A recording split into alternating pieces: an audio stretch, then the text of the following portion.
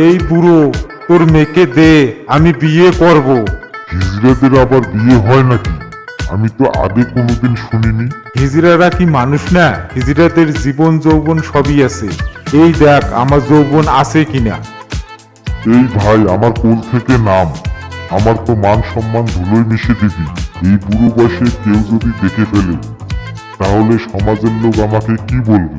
আমি তোর কোল থেকে নামছি না যতক্ষণ পর্যন্ত তোর মেয়েকে আমার সাথে বিয়ে দিবি না। হায় খোদা, এই বুড়ো বয়সে কোন বিপদে পড়লাম। এ তো আমার কোল থেকে নামছে না, এ তো দেখছি মান সম্মানহীন হিজড়ে। যাক, একে দিয়ে বুড়ো বয়সে আরামাইশ করে খাওয়া যাবে। বাবা, এখন আমার কোল থেকে নাম। আমি তোর কথায় রাজি আছি, কিন্তু আমার কিছু শর্ত আছে। সোজা আঙ্গুলে ঘি ওঠে না, আঙ্গুলটা একটু বাঁকা করলাম আর অমনে টপাত করে রাজি হলা। এখন কোল থেকে নামতেছি। ও আমার হবু শ্বশুর, বলেন কি কি শর্ত পালন করতে হবে? আমার প্রথম প্রশ্ন হলো, আমার মেয়ে শেফালিকে নিয়ে একটা রচনা লিখে আগামীকাল আনতে হবে। ঠিক আছে, আমি আগামীকাল শেফালিকে নিয়ে একটা রচনা লিখে আনবো।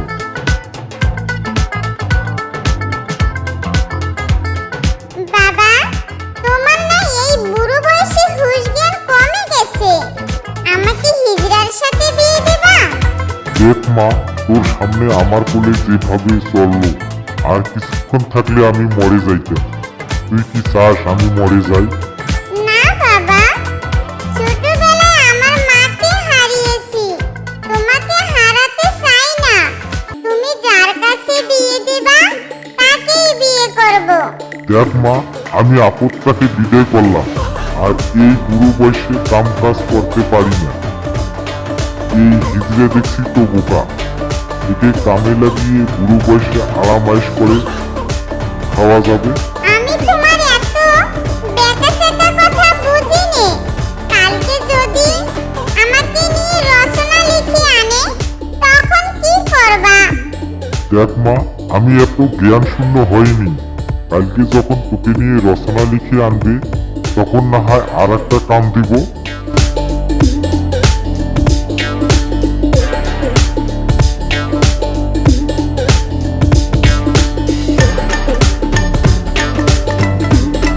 আজকে আমার বিয়ে হবে, কাউয়ে তোমরা জানেন না। আজকে আমার বিয়ে হবে, কাউয়ে তোমরা জানেন না।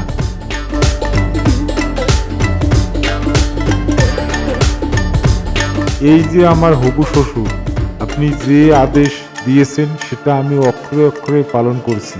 তাহলে তোমার রচনাটা শোনাও, দেখি কেমন রচনা লিখিছো। এই যে আমার হবু শ্বশুর, হবু বউ, তাহলে শুনুন। এক জঙ্গলে ছিল শেফালি নামক এক শিয়ালিনী। তার বাবা এক হিজড়া শিয়ালের সাথে বিয়ে দিবে, তারপর শেফালিকে নিয়ে হিজড়া বানাবো। ও বাবা, কি সুন্দর রচনা লিখেছে। আমার প্রাণটা জুড়ে গেল।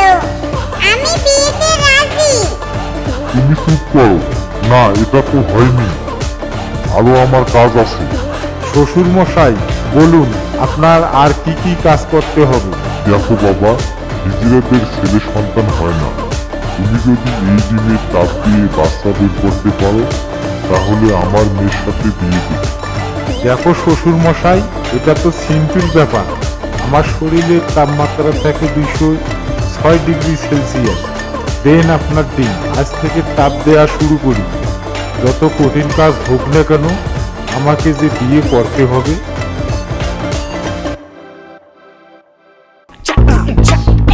এত কষ্ট কষ্ট লাগে কেন অন্তরে, যেন কান্নার কবিতা।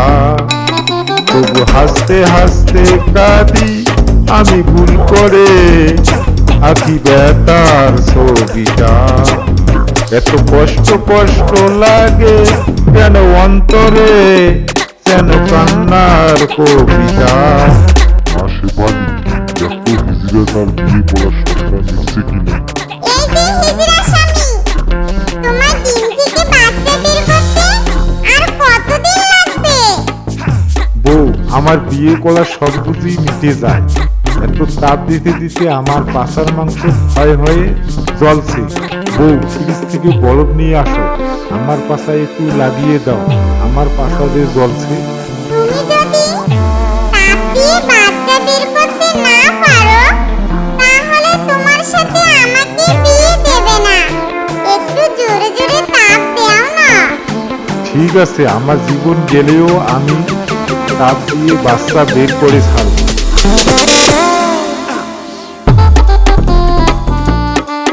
ঘুরে কি মজা, ডিম থেকে বাচ্চা বের হয়েছে। এই যে শ্বশুর মশাই, তাড়াতাড়ি আসুন, আমি ডিম থেকে বাচ্চা বের করছি। ওয়াও, কি সুন্দর বাচ্চা বের হয়েছে। হাই সুইট ডার্লিং, তোমার বাচ্চা বের করতে বুঝি অনেক কষ্ট হয়েছে? এখন যে কি করি, তাকে তো ডিম দিলাম বাচ্চা ফোটানোর জন্য, সে তো বাচ্চা ফুটালো। এই যে শ্বশুর মশাই, কি চিন্তা করছেন?